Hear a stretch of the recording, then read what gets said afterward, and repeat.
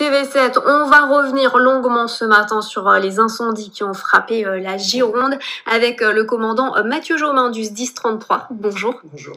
Déjà, première question, est-ce qu'on peut faire un bilan de la situation, un point de situation à l'heure actuelle? Qu'en est-il des incendies de la Teste de Buch, mais aussi celui de Landiras 2? Alors, un bilan plutôt positif, avec d'une part le feu de la Teste de Buch qui est éteint depuis la fin de la semaine dernière, et une grande partie des feux de Landiras.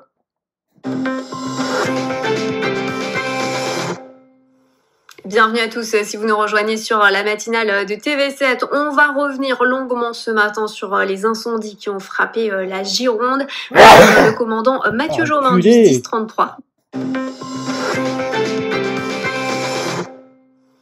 Bienvenue à tous, si vous nous rejoignez sur la matinale de TV7, on va revenir longuement ce matin sur les incendies qui ont frappé la Gironde avec le commandant Mathieu Jaumin du SDIS 33. Bonjour. Bonjour.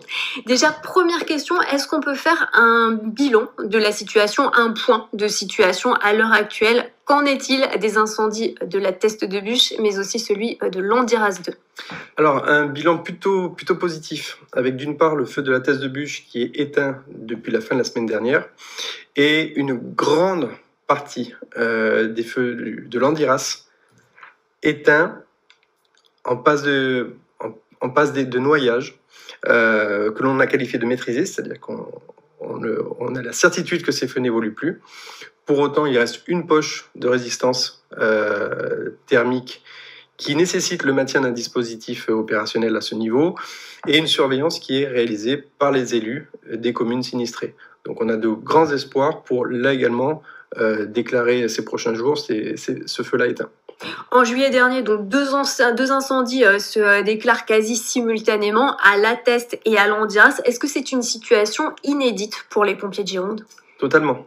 Deux départs à 1 heure d'intervalle, deux feux hors normes qui sont menés conjointement sur un même département, à conjuguer avec une activité opérationnelle extrêmement soutenue entre les mois de juillet et d'août. Donc oui, une situation totalement inédite pour les sapeurs-pompiers de la Gironde, qui a nécessité le déploiement de moyens qu'on a pu voir tout au long de l'été. Justement, on va en parler de ces moyens. Est-ce que vous pouvez nous dire combien de pompiers ont été mobilisés et puis qu'est-ce qu'il en était également des moyens matériaux? Sur le feu de Landiras, pour vous donner un ordre d'idée, nous avions un peu plus de 2000 hommes déployés au plus fort moment. On avait cette volumétrie sur la Teste de Buch, des moyens nationaux, extra-départementaux, européens, ultramarins. Donc vraiment une réponse opérationnelle qui a été en lien avec l'évolution de ces sinistres-là, adaptée dès que les conditions nous le permettaient, parce que le reste de la France a été aussi soumis au risque feu de forêt, donc il y a dû avoir aussi un partage de moyens aériens. Mais pour la partie girondine, dès lors que la Gironde exprimait des besoins, notamment en termes de moyens, elle les avait. Il y a eu une polémique sur les renforts qui seraient arrivés trop tard. Jean-Luc Glaise, le département de la Gironde, est monté au créneau assez rapidement pour dénoncer les moyens aériens insuffisants. Est-ce que vous pensez que s'il y avait plus de moyens, les incendies auraient pu être stoppés plus rapidement? C'est très difficile de répondre de manière catégorique à cette question-là, dans la mesure où les conditions climatiques, les conditions du terrain que nous avons connues ces dernières semaines étaient totalement inconnues. On a parlé de la concomitance des feux.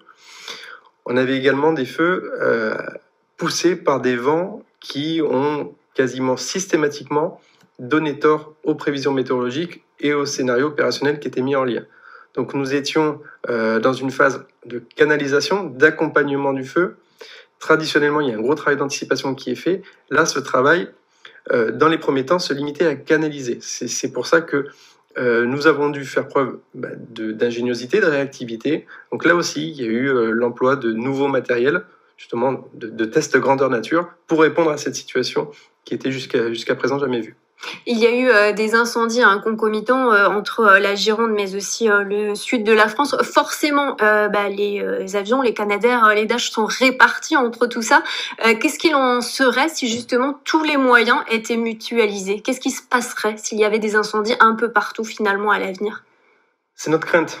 Nous avons pu voir que le feu de forêt était maintenant un risque qui concernait nos collègues bretons, du Jura. On a même vu, je ne sais pas si vous vous en souvenez, en juillet, des feux de forêt dans la banlieue de Londres.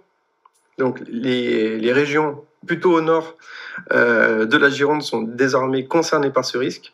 Se pose réellement la problématique du risque feu de forêt dans sa globalité. La mutualisation européenne des moyens aériens notamment en est un élément de réponse. On a pu apprécier cet été la mise en application du mécanisme européen de sécurité civile par l'envoi de troupes au sol, qui ont été plus que bienvenues. Donc ça laisse présager une réponse totalement européenne face à ce risque, qui devra faire l'objet d'une participation des États membres.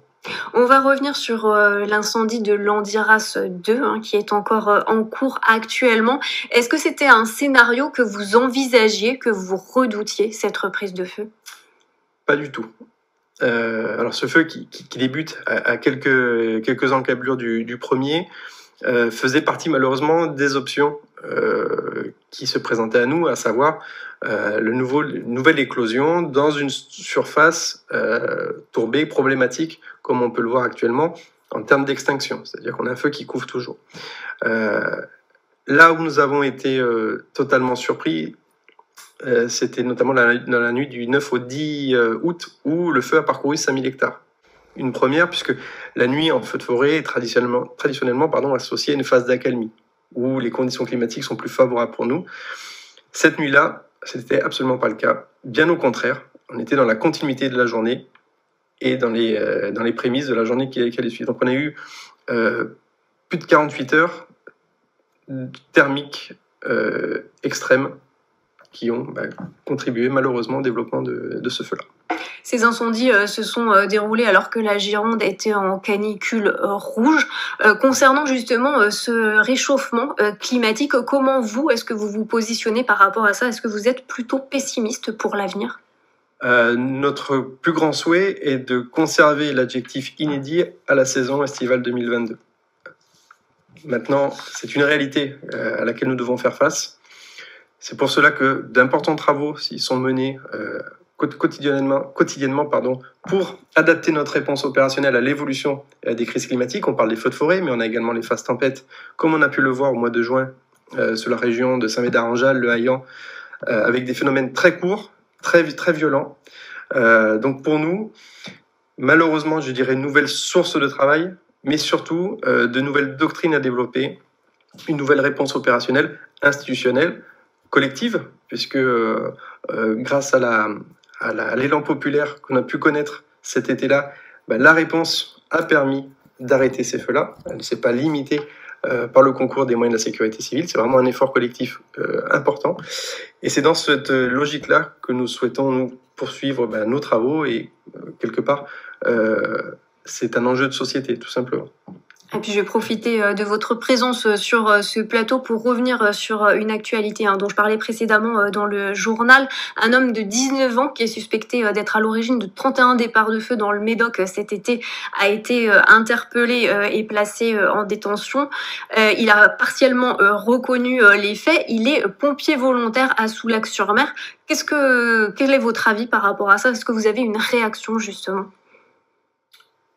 Un sentiment de colère et d'écœurement. Maintenant, vous comprendrez bien que je me limiterai à cette analyse-là, puisqu'il y a justement une enquête et cette situation est entre les mains de la justice. Mais oui, effectivement, c'est toujours une très mauvaise nouvelle, de manière générale, à plus forte raison pour nous, d'avoir l'un des nôtres concernés par ces faits divers-là.